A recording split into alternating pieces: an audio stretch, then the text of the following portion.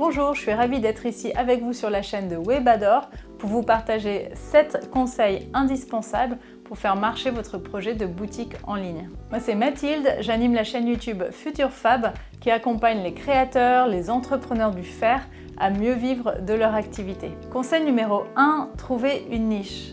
Le premier conseil, c'est vraiment de se spécialiser dans une niche, un produit ou un service unique ou peu commun. La concurrence entre les sites n'a jamais été aussi rude car de nos jours, il est vraiment facile de réaliser un site de vente avec Webador par exemple. Une niche, c'est un marché spécialisé dans un groupe de produits ou de services bien spécifiques.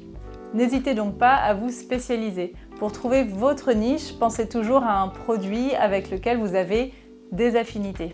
Conseil numéro 2, évoluez progressivement.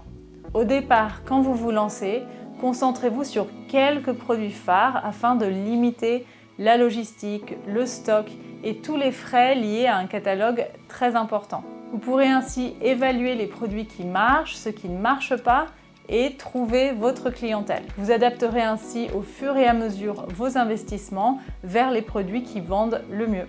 Conseil numéro 3, une boutique en ligne facile à utiliser. En choisissant un logiciel de création de site comme Webador, vous avez l'avantage d'avoir la maîtrise de votre propre site.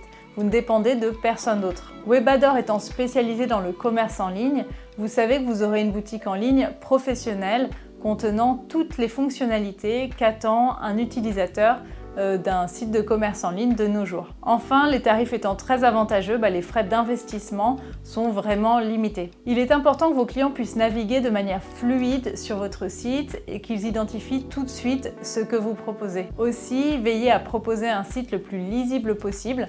Donc pas trop de couleurs, pas de barres de menu trop longues, des boutons bien placés pour faciliter la navigation vers d'autres pages. Conseil numéro 4, trouver les bons fournisseurs.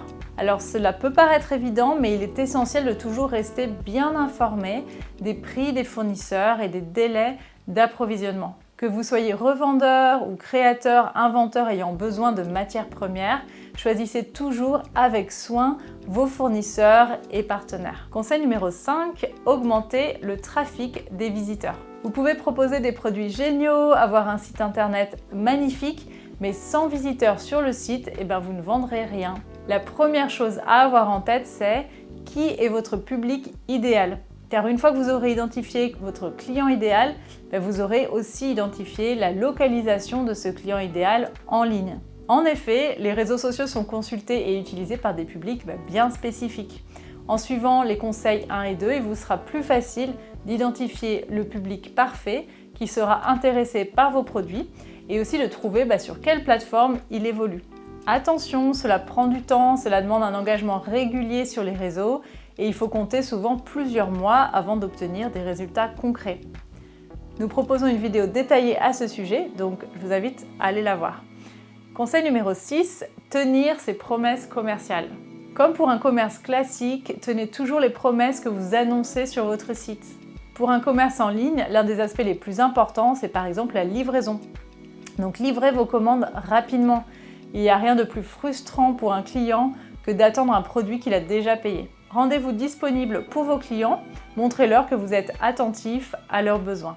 Créez sur votre site le moyen de prendre contact rapidement et facilement avec vous, avec un formulaire de contact par exemple, ou avec une icône WhatsApp sur la version mobile.